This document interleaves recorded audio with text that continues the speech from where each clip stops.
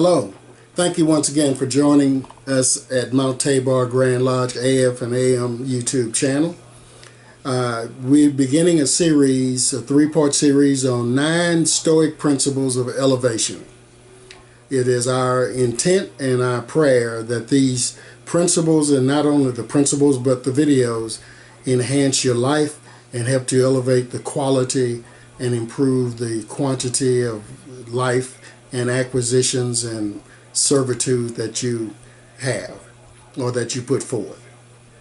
A very important question is, what current principles do you follow that help you through life and work?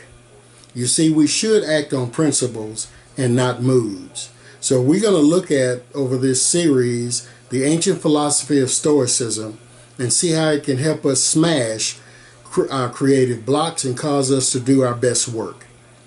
Observing people who have led creative lives, in observing them, we can identify elements of expertise, grit, and get an understanding of them and their passion. You see, what's often overlooked and easy to overlook is what's in them, their spirit, the inner system within an individual. Even though they are in plain sight by way of their actions, we often don't understand or consider the principles that govern their minds and their behavior. When failure ensues or the need to adapt is necessary, how do they respond? What do they tell themselves? In other words, what's their philosophy? Not only does philosophy teach us how to live well, but it can also teach us how to become better human beings, and also how to avoid and overcome life trials and tribulations. Now, yes, some schools of thought are for more abstract thinking and debate, but within the Stoic system, it provides an immediate practical system for the layman to follow. The principles of Stoicism are perhaps the most relevant and practical set of rules for Christians, Masons, entrepreneurs, and shakers and movers of the world. It focuses in on 2 things. How can we lead a fulfilling and happy life? And second thing is, how can we become better human beings? The goal of Stoicism is to attain inner peace by overcoming adversity, practical self-control, and also being conscious of our impulses, realizing our ephemeral nature and the short time that we are allotted here on earth. These were all meditative practices that help Stoic philosophers to live with their nature and not against it. It is important that we understand obstacles that we face and not run from them. It's vital that we learn how to use them and transmute them into fuel to feed our fire. Our guides in Stoicism today are going to be 3 renowned leaders, which are Epictetus, Marcus Aurelius, and Seneca. Epictetus was born about 55 AD, outside of the Roman Empire, and in his life he had a passion for philosophy, and he got permission to study it from his owner.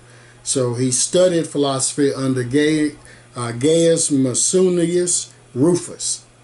And after Nero died, which was the 5th emperor, who ruled with tyranny, and cruelty, Epictetus began to teach philosophy in Rome, and then later in Greece. And he also founded a philosophical school teaching Stoicism, and among his students was Marcus Aurelius. Now, Marcus Aurelius was born in AD 121 and considered one of the greatest Roman emperors to have ever lived.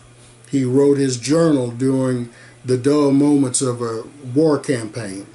And in his journal, which inadvertently became the Book of Meditations, he gave us information and reminders of Stoic principles that focused on humility, self-awareness, service, death, nature, and much more. Now, Seneca was also a Roman Stoic philosopher, statesman, tutor, and advisor to Nero. His work involved dozens of essays and 124 letters that involved topics like education, friendship, civil duty, moral obligation, humility, self-awareness, self-denial, and more.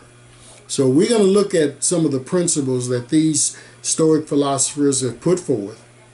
And if we embrace and exercise them regularly, these tenets will champion our creativity, facilitate our workflow, and improve our overall state of mind and life.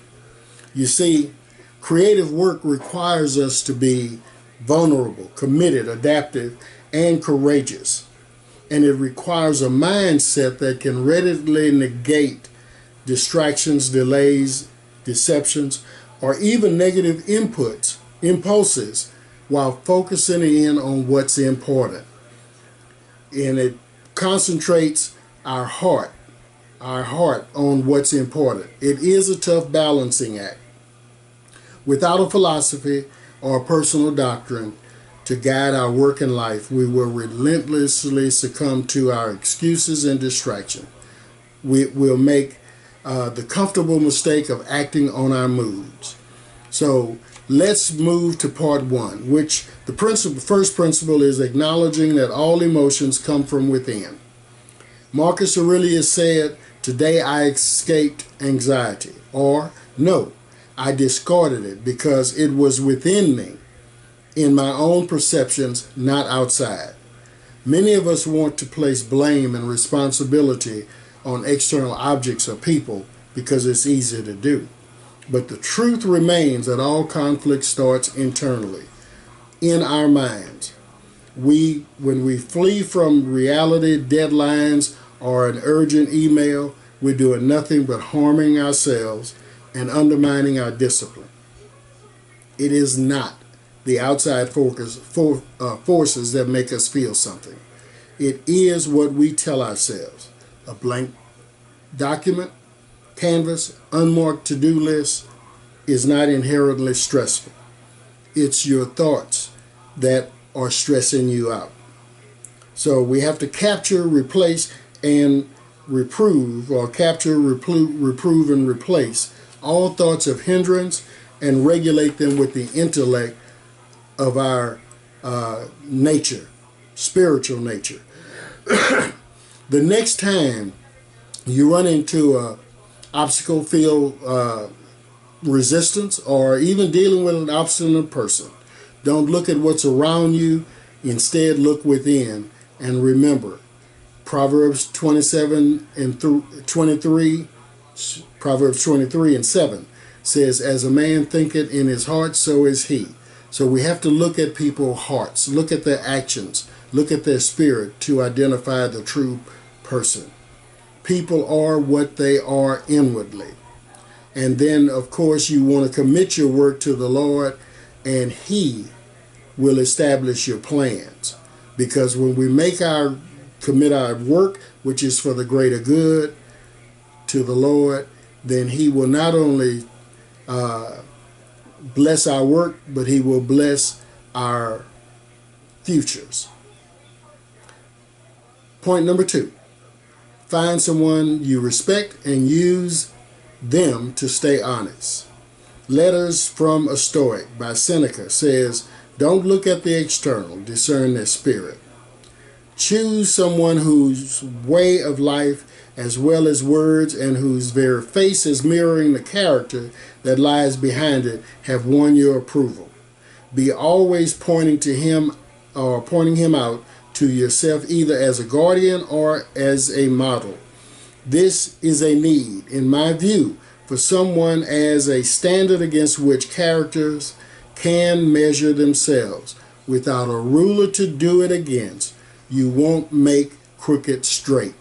He's telling us that success leaves clues. When I first started these videos and I realized they were going to go worldwide, I wanted to know who could I look up to, who has done such a thing.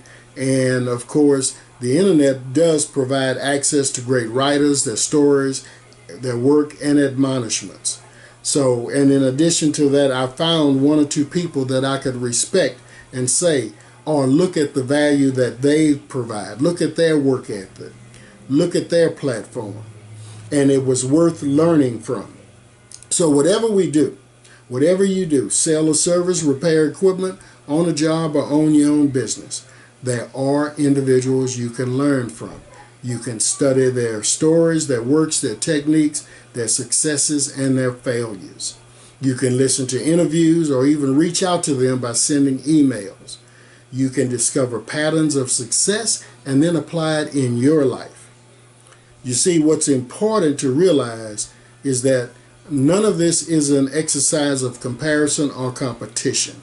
Everyone, no matter how successful they are, have a hero or a mentor that they look up to. And if you're not successful the first week, month, year, or what have you, look to your models, look to your successor, your mentor, and look to the failure or to the hindrance. What did you learn? How can you learn from your heroes? How are their teachings and principles helping you grow, learn, and create?